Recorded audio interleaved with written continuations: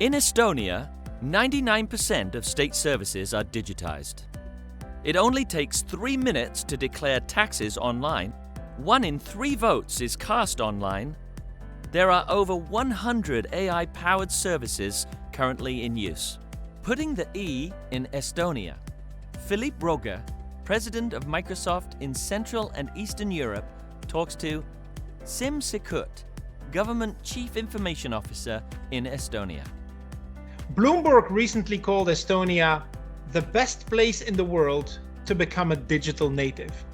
Needless to say, Siim, we're very excited to have you with us, and thank you for helping us inspire the rest of the world to catch up to Estonia. What would be the first questions that digital leaders from other countries ask you the most? Well, the usual questions are, what are you up to next?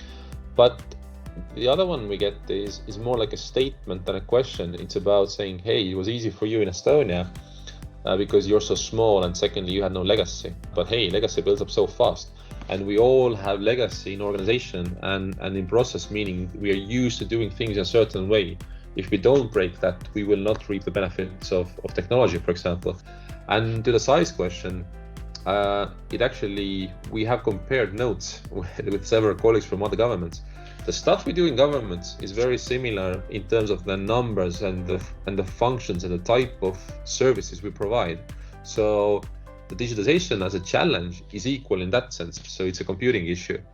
Where countries differ rather is the complexity and the speed of making decisions and getting things done. The very first digital policy was drafted as early as 1994, which seems ages ago. Now, fast forward to 2021. What do you think other countries and leaders in Europe and beyond should focus on if they want to tiger leap forward over the next few decades? Well, you have to make sure that the conditions are there. That is why we started from connectivity, from skilling of people and awareness of people to bring them online.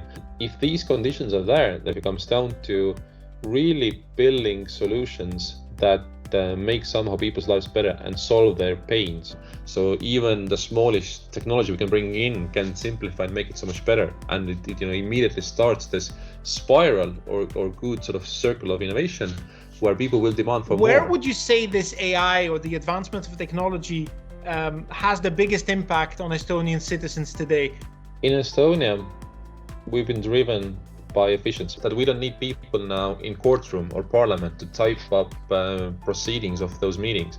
We can use machines to really match job seekers with jobs or find out if subsidies are used properly, right, through pattern detection, or to detect cyber incidents before they happen from our networks. Of all of the services that you've launched, which one for you, if you will, has surprised you the most after its introduction?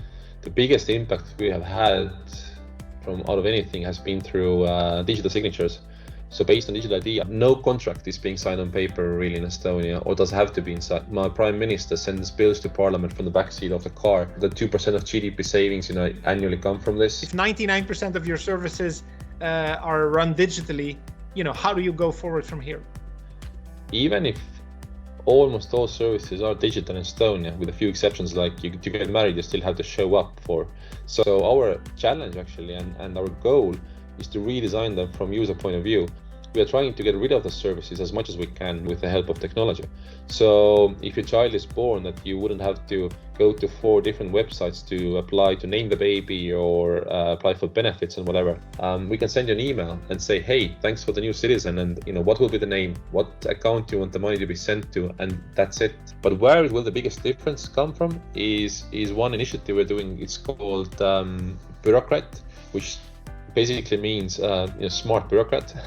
And it's the aim is to make all government information and all government services available through virtual assistants in your phone, in your fridge, in your software. So the Cortana series and these of the world will be the interface to get things done with our government. And that's what we're building out. I want to thank you for this conversation and for this open-hearted inspiration. Thank you. And as we say to all the listeners, then what's the best way to get things done digitally? Just do it.